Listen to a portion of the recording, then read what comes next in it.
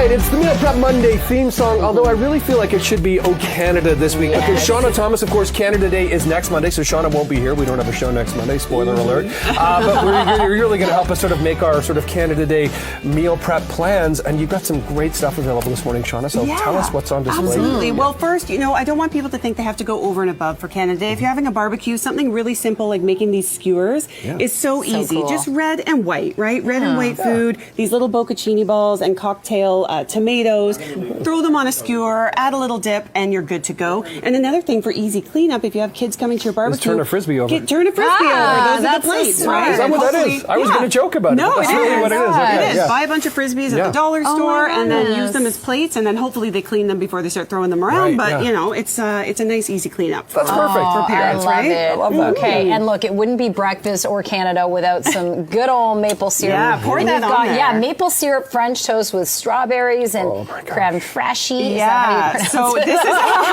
is so what we've done here is I want to celebrate maple syrup for Canada, right? Canada. I absolutely love maple syrup on almost anything. And this is a maple cheesecake stuffed French toast. Stuffed? Okay, tell me the stuffed element. So this is actually cottage cheese. I stayed away from Greek yogurt today. But this is a cottage cheese blend with maple syrup, a little bit of vanilla, and then you put it in between two pieces of brioche or like a really nice soft bread. Dip that in a French toast mixture of egg, a little more vanilla, maybe even a little more maple syrup, whatever you like, and then you fry that up. Top it with more of that cottage cheese topping and some strawberries, and then of course maple syrup again. That's so high in protein. It is, right? Delicious. There's eggs, there's cottage cheese, so this is a really great breakfast that's going to keep you full all day long for those great barbecues that you probably have coming up. Yeah. And then our last recipe here is so Canada Day to me, like very Canadian. Butter tarts are so delicious, but they can be a little bit time consuming, right? Yep. So these are all those flavors of a butter tart, but in a square. So you just make them in one pan, and this is a nice, easy recipe. It's almost like a shortbread bottom.